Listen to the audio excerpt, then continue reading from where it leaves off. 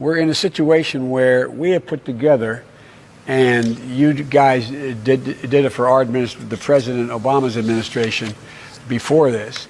We have put together, I think, the most extensive and inclusive voter fraud organization in the history of American politics. A massive legal operation, and I know the Biden campaign is working on that. We have to have poll workers, and I urge people who are able to be a poll worker. We have to have our own teams of people to counter the force of intimidation that the Republicans and Trump are going to put outside polling places. This is a big organizational challenge, but at least we know more about what they're going to do. And, you know, Joe Biden should not concede under any circumstances, because I think this is going to drag out, and eventually I do believe he will win if we don't give an... Yeah. Oh, so, hey, Dion, what's going on? How are you? Yeah. So, I got a lot of work to do, y'all. So, I'm working 7 days a week, but I'm getting it done. I was out for 10 days because I ain't like the way things were going. So, I just said, yeah, anywho, I'll see y'all when I see you. But I'm back, ready to work. I'm gonna let y'all see this. Okay, don't say nothing. Listen, look.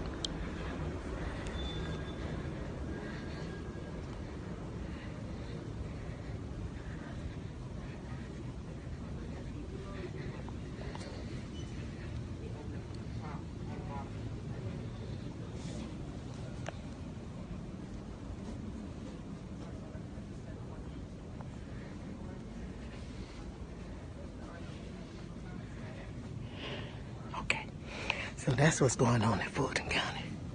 Voters registration. Sir, can I have some work? It's been 30 minutes. 30 minutes? Uh-huh. That's all you give me? I'm going to give you but 5. I come to work, y'all, and they talk about me. Oh, they talk about me. I don't care. Because I told them I didn't want to work. Oh, Dion, thank you. Thank you, love. When I didn't want to work, I took off for 10 days. Now I'm back at work. Give me some work. Because I come to work. Yeah. Thank you, sir. Oh, you going to give me... Oh, you just gave me one. God bless you real good. Thank you. I want to give you 2. I ain't trying to overwork you. Overwork? Ain't no such thing. I'm going to be here till 7 o'clock. Okay. Y'all see all this I got to do? I got to do all this. Enter all these absentee ballots. Don't mind Miss Ruby. Whatever. A mirage, by definition, is something that appears to be there, but that doesn't really exist. And you have a model scenario called the red mirage. What does that mean? The reason we talk about a red mirage is, in fact, because we believe that on election night, we are going to see Donald Trump in a stronger position than the reality actually is. We are sounding an alarm and saying that this is a very real possibility, that the data is going to show on election night an incredible victory for Donald Trump. That is likely to be what we see when every legitimate vote is tallied and we get to that final day, which will be some day after election day. It will, in fact, show that what happened on election night was exactly that, a mirage. It looked like Donald Trump was in the lead, and he fundamentally was not when every ballot gets counted. You have a result on election night where it appears that Donald Trump has won, but a result after ballots are counted that show that Joe Biden has actually won. That's right. Question out of the way first. Hawkfish is a company that's started by Michael Bloomberg, that does work for the DNC, that's doing work for pro-Biden super PACs. If I'm a Republican voter, an independent voter, a skeptical Democrat, why should I listen to you? One of the things that we believe is that facts matter. It's not about disinformation or misinformation or using fear as a tactic. There are objective truths in this world today. And how do you build your modeling? How are you basing your projections? We essentially built a simulator where it's a sequence of sliders, and you just pull those sliders to start seeing what the scenarios will show you. What's it going to look like on election night? What's it going to look like the day after, and the day after that, and the day after that? What about California or New York? California, a huge California blue is state. blue. New York Okay. is blue, right? Some of the but Virginia is a really good example of a Okay. state that should be blue that turns out red in this On moment. election night. On election night. Okay. So a state like Pennsylvania, Florida, it's in play by just a couple points, and that's what tips it in one direction or another. If you were to essentially average battleground state polling, Joe Biden appears to be ahead by about 8%. And so if you have a number of ballot challenges in a state like that, as big as it is, as large as the population is, as diverse as the population is, it can make a really big difference over those next 10 days. And so when you start accounting for that in your modeling, you see that 8% lead kind of whittle down a little bit more, a little bit more. We might have the results saying something on the evening of November 3rd that it will not say the evening of November 10th. What difference does it make if the results seem to show something on one night and then several days later the results show something else? Won't the facts just bear themselves out? I think that's the America we all wish we probably lived in. I think we've got the Trump team who's quite intelligent and sees what's coming and reckless. Well, this is a sort of cheap talk to get around the fundamental problem, which is the bipartisan commission chaired by Jimmy Carter and James Baker said back in 2009 that mail-in voting is fraught with the risk of fraud and coercion. But since then, there have been until a lot this of investigations that haven't proved it. Let me talk. Yeah, please. And since that time, there have been in the newspapers, in networks, academic studies saying it is open to fraud and coercion. The only time the narrative changed is after this administration came in. But elections that have been held with mail have found substantial fraud and coercion. For example, we indicted someone in Texas, 1,700 ballots collected from people who could vote. He made them out and voted for the person he wanted to. Okay? Because that kind of thing happens with mail-in ballots, and everyone knows But it. there are individual cases. But as far as widespread fraud, we haven't seen that since. Well, we haven't had the kind of widespread use of mail-in ballots that's being proposed. We've had absentee ballots from people who request them from a specific address. Now what we're talking about is mailing them to everyone on the voter list when everyone knows those voter lists are inaccurate. People who should get them don't get them, which is what has been one of the major complaints in states that have tried this in municipal elections. And people who get them are not the right people. They're people who have replaced the previous occupant, and they can make them out. And sometimes multiple ballots come to the same address with a whole several generations of occupants. Do you think that's a way to run a vote? Well, the only thing I'm saying is that so far we haven't seen widespread fraud. But so far we haven't tried it. Well, and the point is, but a lot of us. There are several states that only have mail-in voting, including a Republican well, state this like is Utah. playing with fire. This is playing with fire. We're a very closely divided country here. And if people have to have confidence in the results of the election and the legitimacy of the government, and people trying to change the rules to this methodology, which, as a matter of logic, is very open to fraud and coercion, is reckless and dangerous. And the people are playing with fire. Well, I will point out there are 5 states that only have mail-in voting, including Utah and Colorado, Washington State, Oregon, Hawaii. And they've reported over the years they've had virtually no problems. But who's trying to change the rules right now? I would say the people who want to go to mass mail-in ballots. But you understand why. There is a coronavirus pandemic. Right. And there are a lot of people potentially, if they waited long lines when they go to the polls, they could get sick, especially older people or people with underlying conditions. As a result, a lot of people want to change the rules so they don't have to go wait in long lines. Well, they don't have to touch all this. And the appropriate way to deal with that is, number one, arrangements at the polls that protect people, which can be done. And number two, people who have pre-existing conditions and are particularly vulnerable can get an absentee ballot. I have no problem with people. I voted by absentee ballot, not by mail. I actually went to the office to cast my vote, but absentee ballots are fine. Witnesses, the Republican observers, there is a lady who has blonde braids who comes out to announce we're going to stop counting. Everyone go home. And in fact, we see that. What happens is everyone clears out. So what you're going to see, look at the ladies in yellow. You'll see that they will begin just sitting still, doing nothing, ostensibly not working, because after all, they said they're going to stop counting. They will wait until the witnesses over there in that roped off area, the press and the observers, leave the room. Then you'll see them move into action and begin scanning ballots. Once everyone is gone, coast is clear, they are going to pull ballots out from underneath a table. There you go. So now they're going to start pulling these ballots out from under this table. This table, the black one, was placed there by the lady with the blonde braids. Okay, so 821. You'll notice the table's not there at all. Here it comes. There's the table going in that we're talking about where the ballots were obscured. That lady who's moving it is the lady with the blonde braids. She's dressed differently in the morning, so it took us a while to figure out that's the same person that you see at night with the blue apron on who's yelling for everyone to leave and who stays behind to help tabulate ballots after they've all left. Yeah, I saw 4 suitcases come out from underneath the table. So he just pulled one out. So what are these ballots doing there separate from all the other ballots? And why are they only counting them whenever the place is cleared out with no witnesses? These machines can process about 3,000 ballots an hour. You have multiple machines there, and they're there for 2 hours. So you do the math. We believe that could easily be, and probably is certainly, beyond the margin of victory in this race.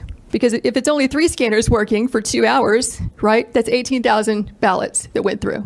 And so if we were to sit here for the next 2 hours, what we would see is that this operation just goes on and 8 o'clock in the morning, and we're going to roll this back and show it to you. There you go. So now they're going to start pulling these ballots out from under this table.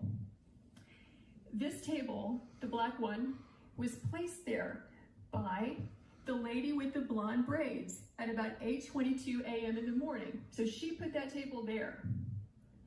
So the same person who's staying behind now, the same person who cleared the place out under the pretense that we're going to stop counting, is the person who put the table there at 8:22 in the morning. Yeah, I saw 4 suitcases come out from underneath the table.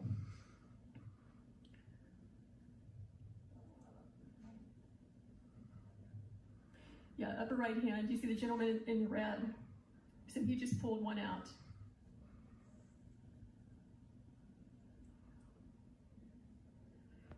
Eight o'clock in the morning.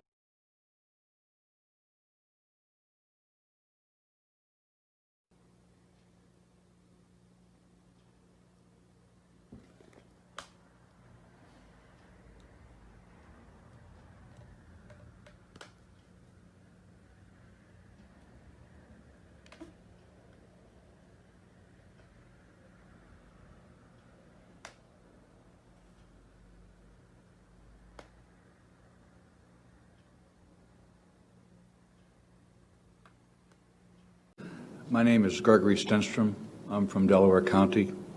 I'm a father, a family man. I was a former commanding officer and executive officer in the Navy. I'm a veteran of foreign wars. I'm a CEO of my own private company. I'm a data scientist. I'm a forensic computer scientist. I'm an expert in security and fraud. And we were told, I was told the next day by the solicitors, well, actually not the solicitor, but the attorney that we had secured, that they said every election they leave a couple of USBs in the voting machines and they're brought back, and generally the warehouse manager comes over and puts them in. So in talking to the U.S. Attorney General McSwain and other law enforcement officers, I found out that was not the case, that generally, more than 2 is unusual. So they denied they did it, but as of today, 47 USB-V cards are missing, and they're nowhere to be found. So I was told personally that these 24 to 30 cards that were uploaded weren't there. those cards, I demanded that they didn't update the vote live time. They only updated it about once every 2 or 3 hours. I demanded they updated the vote so I could see what the result was, and it was 50,000 votes. And I think as a computer scientist, an American, and a patriot, it doesn't matter who those 50,000 votes were. I'll tell you they were for Vice President Biden. But what was shocking to me as an American, as someone who has gone to sea, gone to war, that that could even happen.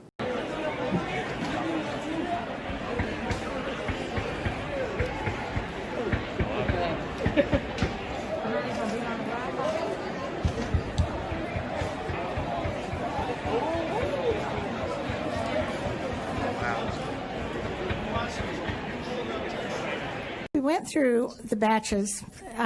They were normal absentee ballots, and most of them were pretty worn until we came up to a batch that is, it was, my words were pristine. It was white. It was so white. And this is a typical absentee ballot. You can see how when it comes to you in the mail, how it's got many folds in it. These had no folds. You could see where it should have been folded if it went through a folding machine, or for the voter to figure out easily how to do that. But these did not have that. I was running my hands up, and I said to my seatmate, I said, feel these. They feel different. And when you have felt absentee ballots for as long as I have, yeah, the years are creeping up there, you know the feel of them. You know the feel of a real dollar bill. You know the feel of a play dollar bill, even though it might look genuine. But the thing that really jumped out at us, besides the feel of these ballots, besides there were no folds, was the fact that the first one that was bubbled in had almost a little eclipse of white in the bubble where you would bubble in. And in that ballot, I mean, everything else was right there. But as we began to proceed through, because we had to sort these by Donald J. Trump, Joseph R. Biden, and Joe Jorgensen, and then write-in if we happened to have a write-in. What we began to notice was an overwhelming amount were exactly, not possibly, but exactly the same. So these absentee ballots had no folds in them, yet they were presented as absentee ballots. Even if they'd wound up as a provisional ballot, which is similar in structure, just different type of envelopes, it would have been exactly the same. There would have been folds in them, but these ballots were exactly the same, and there was one in the middle of this stack that all of us at times have pulled something out of a scanner or a copier too soon, and the image is not square on the paper.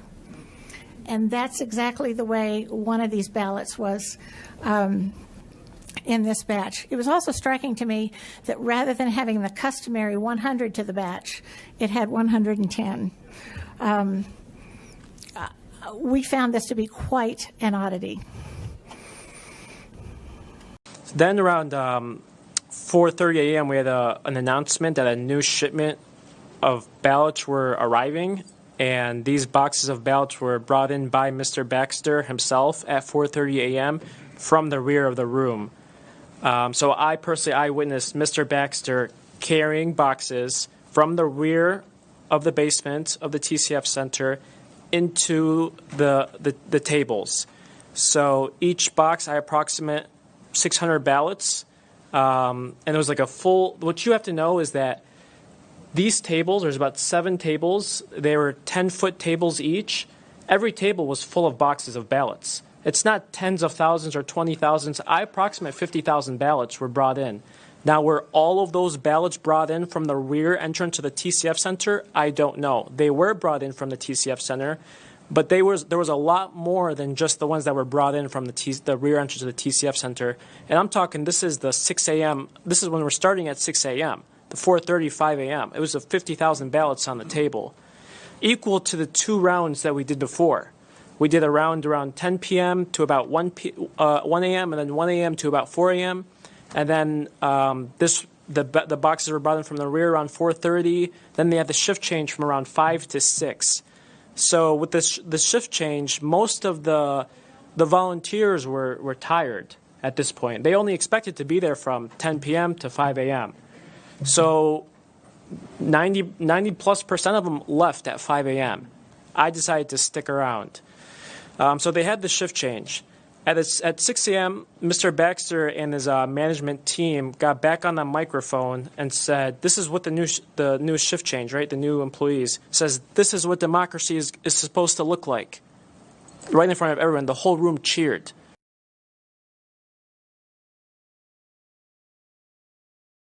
This is essentially a new American revolution, and anybody who wants this country to remain free needs to step up right now. These are federal felonies. Altering a vote or changing a ballot is a federal felony. People need to come forward now and get on the right side of this issue and report the fraud they know existed in Dominion voting systems, because that's what it was created to do. It was its sole original purpose.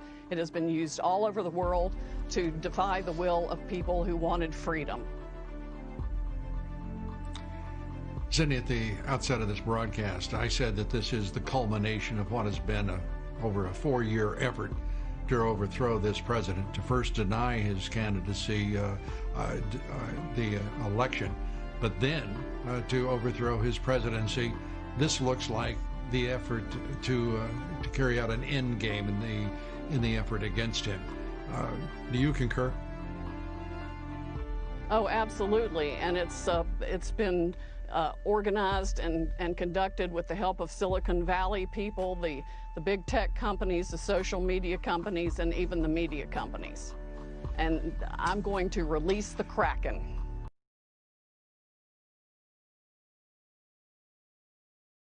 Well, I would say this is the start of a counteroffensive in military terms, in ground terms. And the reason I say that, Colonel Mike and Dr. Mike, is what we've seen is 2 lawsuits put in by Sidney Powell in Georgia, 104 pages, and one and the other one in 75 pages in Michigan. The highlights of that are, number one, that in Georgia, Sidney has identified 96,000 absentee ballots that were not counted into the system. So 96,000 votes have got to come off the rolls, and she's working that out. In addition, she also found out that through the Kraken, and the Kraken is the 305th Military Intelligence Battalion, who works these kind of problems, that we have Chinese and Iranian involvement. Wow. Very startling. That's the first I've heard it in the counting process. Gotcha. More to follow on that, but that certainly puts in the executive order that President Trump put out in September of 2018 comes into effect. So that is very significant. It's the first I've heard of it that it's been written, and I'm now seeing it pop up in other areas. The other areas were in Pennsylvania, for instance, the state sent out 1.8 million mail-in ballots, and then they counted 2.5 million mail-in ballots. You figure, but I think somebody was printing mail-in ballots and that they're illegal. That's 700,000 ballots, gentlemen, that have got to be taken off, and that's clearly the difference, in my humble opinion, in these states. So this is what we're seeing. The other thing I saw came up was Wisconsin has identified 150,000 fraudulent votes, and they outline them by the numbers very accurately. So this is what is all developing. It's a ton of information coming in, much of it from crowdsourcing, from people like us, people that are studying these numbers. And the final thing I want to highlight before I want Colonel Mike in, or Dr. Mike in, is I saw a very, very important analysis of the data in real time. And when they stopped the voting in about 6 or 7 states, some number, around midnight or so, all of a sudden around 3 or 4 numbers would come out. And it would be like, for instance, Virginia. Trump won Virginia. And now I think we're kind of surprised about it, particularly the way box rolled in 5 minutes after the polls closed, and Trump was way ahead. And until they stopped, then they threw in a slug of votes. But here's what happened. On that slug of votes they threw in Virginia, in Wisconsin, in Pennsylvania, in Michigan, in Georgia, they used an algorithm. Now, how do I know they used an algorithm? Because the ratio of number of votes, so maybe 120,000, 138,000, like in Michigan, whatever it was the exact ratio in all the states, the same. Wow, amazing. And so right there is evidence, just looking at numbers, that an algorithm was put on it.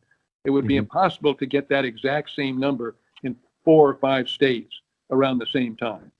So, General, this is just the tip of the iceberg. The way you're talking today on Thanksgiving Day, this is just a tip that we're learning about. Precisely, Colonel Mike. And that's why I think we should say, and I'm certainly going to say it, with this data that's coming in, Biden ought to concede right now, and just concede. Now, he probably won't. But what we're talking about, because it was so massive and because so many people involved, you can't hide this. Time is not our friend. But this is treason. This is treason. We are looking at treason on a massive scale. And the people that were nominated by Biden to be Secretary of State and those other functions that they nominated, UN ambassador, et cetera, were all probably involved. They were all involved in the Russian hoax. We know that. And now involved with this. So the connectivity, and here's where I'm going to see, where is John Durham's report? What has John Durham done? There has been great controversy, as well as you know, about reports of a raid on a company, Citel, in Germany, which held election data, presumably, and a raid that was carried out by U.S. forces, or so goes the report, although the forces themselves were not clearly identified, nor the event actually proven. Can you tell us what actually did happen there and what you do know? Well, I know that is one of the server centers. There's also one in Barcelona. So it is related to the entire Smartmatic Dominion software operation. We do not know whether the good guys got these servers or whether the bad guys got them. Being on the outside of the government, we simply don't know. I'm hoping it's the good guys, and if they have that, then there should be scads of evidence of, frankly, an international conspiracy, criminal conspiracy of the worst sort. And it's the presumption then that they had the records on those servers of all of the votes that were processed by Dominion or Smartmatic? Yes, the way it works, the votes can be changed either on the ground as they come in. People can watch the votes stream in live. For example, there was a Dominion employee high-ranking at the Detroit Center the night of the election. He could have watched the votes come in live and manipulated them in that process. It could have run an automatic algorithm against all the votes, which we believe is what happened originally. And then the machines had to stop, and the counting had to stop in multiple places because President Trump's lead was so great at that point. They had to stop the vote counting and come in and backfill the votes they needed to change the result. And let me ask you as we wrap up here, what is the next steps for the legal team, and when do you believe you will be prepared to come forward? What's this guy doing?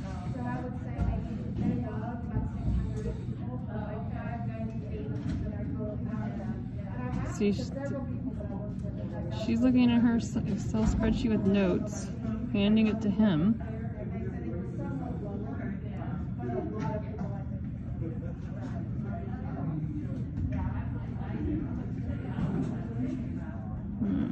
Nerd Boy's looking for a certain kind of pen for some reason.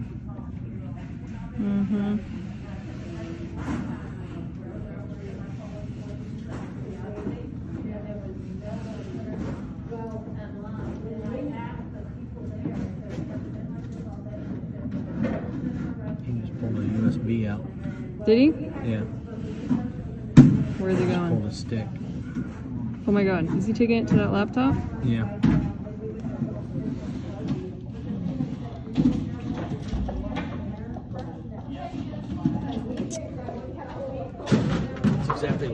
It should not be connected.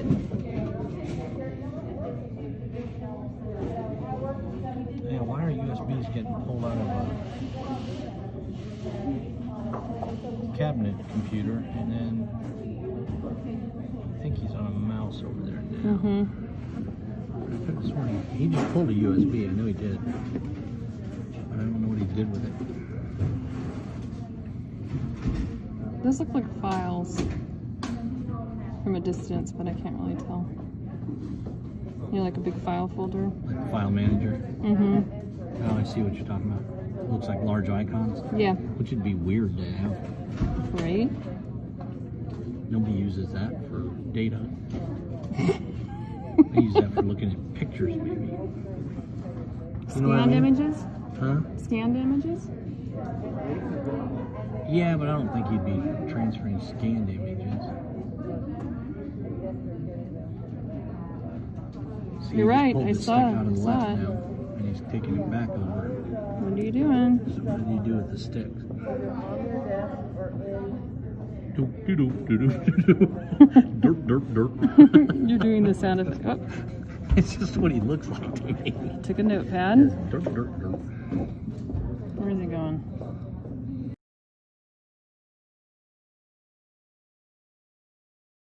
The servers at Seidel in Germany were confiscated the other day. I am hearing it was our forces that got those servers. So I think the government is now working on an investigation of what really happened.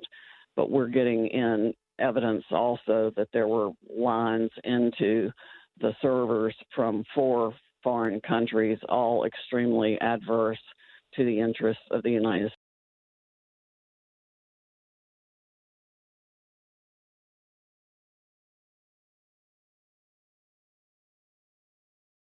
And welcome back, my friends. We're honored to be joined by retired Air Force Lieutenant General Thomas McInerney. Sir, thank you for your service to the country on this Veterans Day. We appreciate having you here. And unfortunately, we're talking about election security today. Now, many folks and viewers have been hearing a lot about something called Hammer and Scorecard. First, tell everybody what it is. Well, Hammer and Scorecard, Hammer is a surveillance tool designed to seek out terrorists, started in 2003. It was converted by the Biden administration into a surveillance tool to listen to American people and record what they were doing. The Scorecard is an application like on your iPhone that can manipulate voting data, keep it within 3% so it's not obvious, but switch it from Trump to Biden, which the Democrats did in this election. And it is clearly one of the most subtle and stealthy ways of changing voting that there is today. And this is the first massive attack in the United States history. So now there'll be no more free election, Chris, after this one, if we get this issue resolved.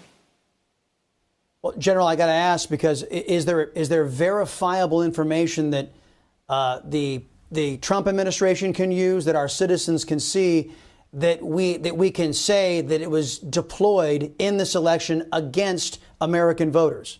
Yes, and we will show specifically at what time, for instance, in Michigan at 0400 on the 4th of November, 138,000 votes came in for Biden. We'll show a whole host of these that around the country in the key battleground states that were attacked, the time and how many votes were changed. And we'll have to compare it manually to the votes that went in to the Secretary of State's office and then that came out, the differential. Because people they all realize, I think, that the voting machines are not hooked up to the internet. There are some in Texas that are, but in general they are. They're bundled, go up to the state Secretary of State, and there at certain points, they're shifted onto the internet and distributed. And that's where Hammer is put in, and they put the scorecard application on it and manufacture a different vote total, in this particular case, in favor of Biden. This has to be proved because it'll have to go to a court of law.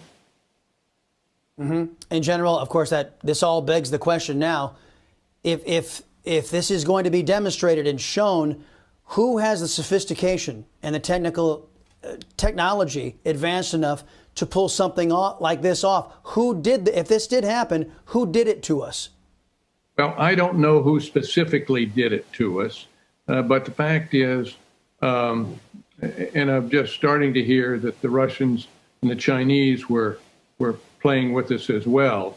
And so I can't give you the names. I can tell you that Jim Clapper and John Brennan, the former DNI and former director of the CIA, were involved with the program. 2 weeks after President Obama came in, they shifted it over to a separate CIA facility and went and started listening to U.S. So the people I don't know exactly, but it benefited the Democratic Party. So obviously they were involved with it to shift the voting. And the reason that's important and a great question, Chris, is because you've got to look at the whole situation that we're involved with. Here you had Vice President Biden had a record number of votes, larger than Barack Obama. Now, for a person that didn't do any campaigning, and the largest crowd he had were 12 cars with people blowing horns, never getting out of the basement, did not do one press conference that was an hour long and got real questions, to have gotten the number of votes, the record number of votes he got. That you mentioned briefly the whistleblower. There is a whistleblower. Remember, whistleblowers who are against President Trump are hailed as heroes and deified. What can you tell us about this individual? The one who gave the affidavit? Yes. He was a high-ranking military officer. He was very close to Hugo Chavez, and he is just absolutely disgusted with what he's seen and was participating in when he was with Mr. Chavez. He saw how it all worked. He was at meetings where it was fully briefed, and he wants this country to not fall prey to the same corruption and tactics that were used in Venezuela. And I'm sorry, is he an American military officer or a Venezuelan military officer? He was a Venezuelan military officer. He lives in this country now. All right. And you mentioned the CIA today. I heard you during a radio appearance. You want the CIA director fired. It seemed a little bit off topic and off message, but what's the tie-in, if you don't mind? The tie-in is that there's no way these programs could have been run around the world to affect elections without the CIA. We also have had people disclose to us the whole Hammer program that was created for the CIA and Scorecard, which is essentially the same thing. It seems like every country has used something like this to do what it wants to do. Supposedly ours was invented to influence foreign elections, but that too could have been turned on this election. It's all part of the same part and parcel of government interference in elections to make choices against the will of the people. And the will of the people in this country was that Donald Trump win in a landslide. If we can get to the bottom of it, and I am determined to do that, I think we'll find he had at least 80 million votes. The only reason the glitches happened in the system was because he had so far many more votes than they had calculated in advance. Their algorithms wouldn't perform the functions they'd originally performed or were set to perform. They couldn't make up the vote count. He had gotten so many hundreds of thousands more than they planned. So that's when they had to stop the counting and come up with a way to backfill the votes or destroy votes for Trump while they fabricated votes for Biden. Sidney Powell, who is a former federal prosecutor, by the way, spent 10 years working for the federal government. Good luck. And by the way, very quickly, you have evidence. It's coming in fast. There is a reason for not making it public, correct? I mean, you're going to have a hostile media picking it apart, possibly trying to destroy your case before you can even make it. Is that part of your thinking? Very briefly, if you don't mind. Well, not really. It's a matter of collecting it in the right form and format to be admissible. And we have witnesses that are scared. We have witnesses that are afraid for their lives, afraid for their family. Back in Venezuela, there are all kinds of concerns. People have been threatened, and There's no doubt in my mind that he won this election, hands down, in a landslide. probably somewhere between 350 and 400 electoral college votes. What we have seen is over, and I know this, I mean, over the last probably 2 decades and probably longer, I could, give you a little bit of a history lesson in that, but I won't. But over the last couple of decades, what we have seen is a complete shift in how fast I believe that Communist China, in their long-term plan, decided that to sort of move up their plans to become the global superpower, sole global superpower on the planet. And their sort of plan was by about the middle of this century that we're in right now. And I believe during the last 2016 election, when they didn't get the candidate that they needed and the kind of ideology that they saw America moving towards, they were not going to allow 2020 to happen. And so now what we have is this theft with mail-in ballots, the theft with this software, Smartmatic software, and these Dominion systems. I mean, these are systems that are not owned by this country. They're not owned by this country. They're owned by other. They were introduced into this country. I mean, how can we say, as the United States of America, how can we say that we accept a system that is not made in this country, and not even and in many of the cases the ballots aren't even tallied in this country? How can we say that here in this country that we accept that?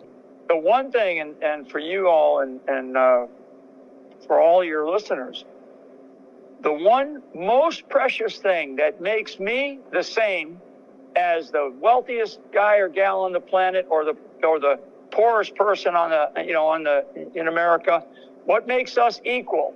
What makes us equal is when we go in. This may be the most important speech I've ever made. I want to provide an update on our ongoing efforts to expose the tremendous voter fraud and irregularities which took place during the ridiculously long November 3rd elections. We used to have what was called Election Day. Now we have election days, weeks and months, and lots of bad things happened during this ridiculous period of time, especially when you have to prove almost nothing to exercise our greatest privilege, the right to vote. As president, I have no higher duty than to defend the laws and the Constitution of the United States. That is why I am determined to protect our election system, which is now under coordinated assault and siege. For months leading up to the presidential election, we were warned that we should not declare a premature victory. We were told repeatedly that it would take weeks, if not months, to determine the winner, to count the absentee ballots, and to verify the results. My opponent was told to stay away from the election. Don't campaign. We don't need you. We've got it. This election is done. In fact, they were acting like they already knew what the outcome was going to be. They had it covered, and perhaps they did, very sadly for our country. It was all very, very strange. Within days after the election, we witnessed an orchestrated effort to anoint a winner, even while many key states were still being counted. The constitutional process must be allowed to continue. We are going to defend the honesty of the vote by ensuring that every legal ballot is counted and that no illegal ballot is counted. This is not just about honoring the votes of 74 million Americans who voted for me. It's about ensuring that Americans can have faith in this election and in all future elections. We have a company that's very suspect. Its name is Dominion. With the turn of a dial or the change of a chip, you can press a button for Trump and the vote goes to Biden. What kind of a system is this? We have to go to paper. Maybe it takes longer, but the only secure system is paper. Not these systems that nobody understands, including, in many cases, the people that run them. Although, unfortunately, I think they understand them far too well. In one Michigan county, as an example, that used Dominion systems, they found that nearly 6,000 votes had been wrongly switched from Trump to Biden. And this is just the tip of the iceberg. This is what we caught. How many didn't we catch? Are there hundreds of other examples throughout the country? Are there thousands? We just got lucky, and they called it a glitch. But we found numerous glitches that evening. 96% of the company's political donations went to Democrats, not surprisingly. And frankly, when you look at who's running the company, who's in charge, who owns it, which we don't know, where are the votes counted, which we think are counted in foreign countries, not in the United States, Dominion is a disaster. Election authorities in Texas have repeatedly blocked the deployment of Dominion systems due to concerns about security vulnerabilities and the potential for errors and outright fraud. In fact, it's so close, they had to, by law, give another recount. But the recount has to be a recount where they check the signatures. Otherwise, they're just checking the same dishonest thing. It won't matter.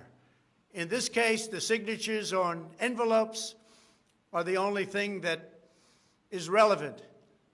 We will compare the signature on the envelope to the signatures from past elections, and we will find that many thousands of people signed these ballots illegally. The Democrats had this election rigged right from the beginning. They used the pandemic, sometimes referred to as the China virus, where it originated, as an excuse to mail out tens of millions of ballots, which ultimately led to a big part of the fraud, a fraud that the whole world is watching. And there is no one happier right now than China. You wrote a piece for the Wall Street Journal, and you say China is targeting members of Congress with 6 times the frequency of Russia and 12 times the frequency of Iran.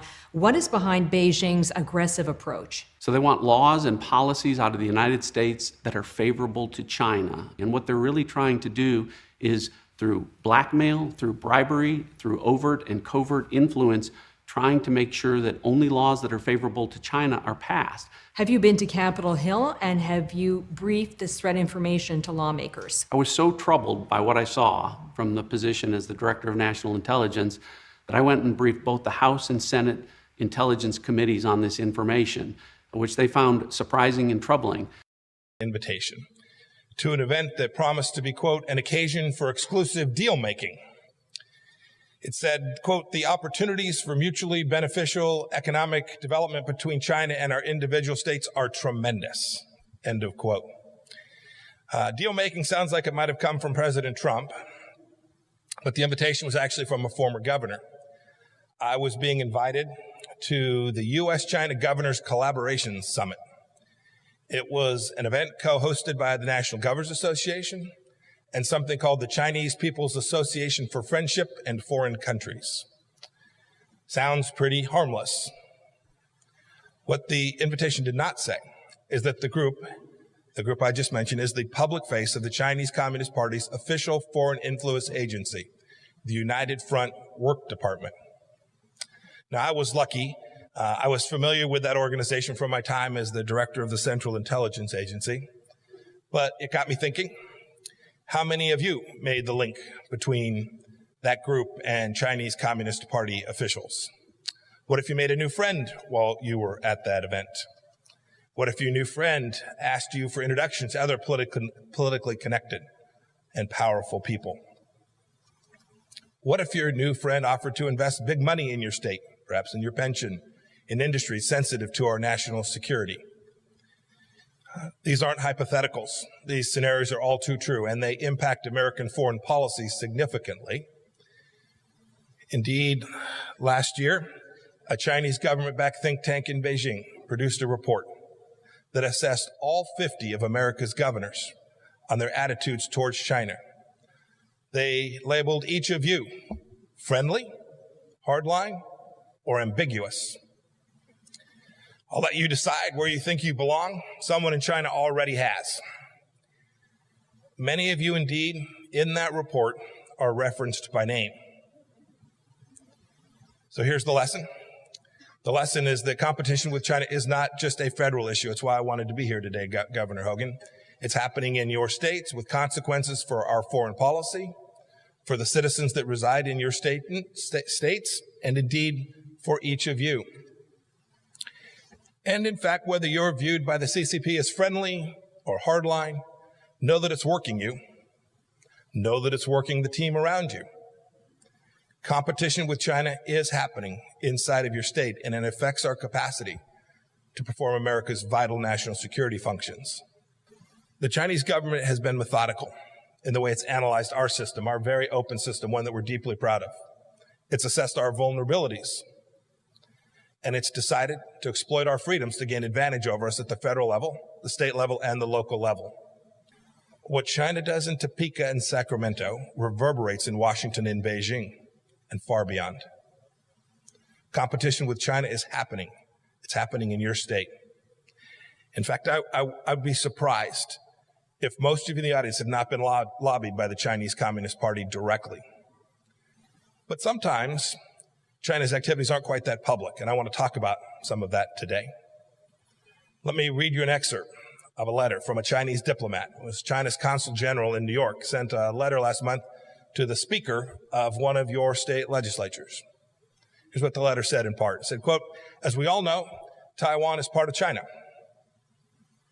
Avoid engaging in any official contact with Taiwan, including sending congratulatory messages to the electeds, introducing bills and proclamations for the election, sending officials and representatives to attend the inauguration ceremony, and inviting officials in Taiwan to visit the United States." End of quote from the letter. Think about that. You add a diplomat from China assigned here to the United States, a representative of the Chinese Communist Party in the New York City, sending an official letter urging that an American elected official shouldn't exercise his right to freedom of speech. Let that sink in for just a minute. And this isn't a one-off event. It's happening all across the country.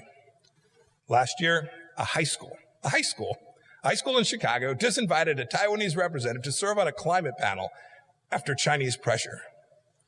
You know, it's one thing to pressure the Secretary of State of the United States of America. It seems quite something else to go after a high school principal. It shows depth. It shows systematization. It shows intent. Chinese Communist Party officials, too, are cultivating relationships with county school board members and local politicians, often through what are known as sister cities programs. The China competition is happening. It's happening in your states, and it's a competition that goes to the very basic freedoms that every one of us values. But don't lose sight of the competition from China that's already present in your state. Let's all rise to the occasion and protect our security, our economy, indeed all that we hold dear, all of those freedoms. It's what leaders must do. It's what we do as Americans. I hope God will bless each and every one of you, each of your states in the United States of America. Thank you for letting me be with you here.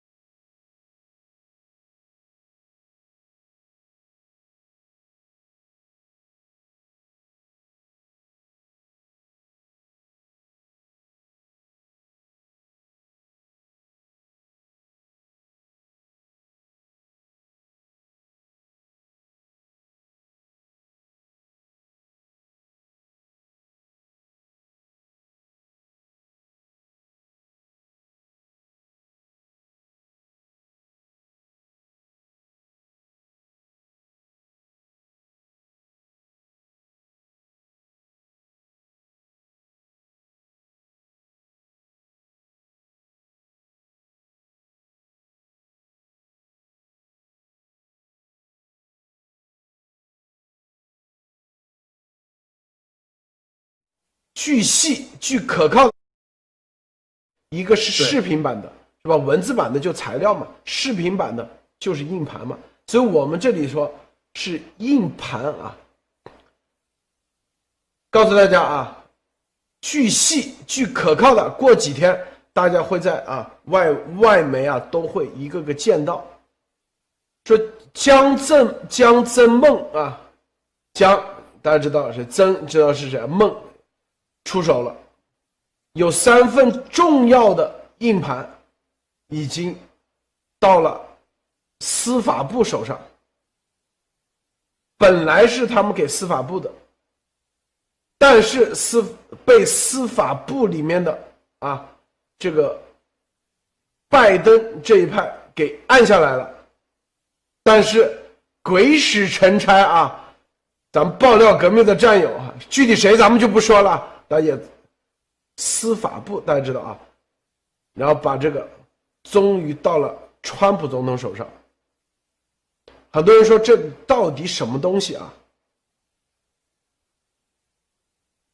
说出来肯定让大家震惊啊，绝对震惊。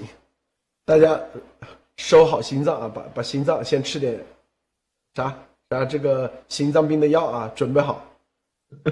拜登之子亨特·拜登这个东西啊，回头都可以验证的。咱们说的都是叫做站在今天啊说未来今天说未来的这个说未来站在未来说历史啊。亨特·拜登的哪些东西啊？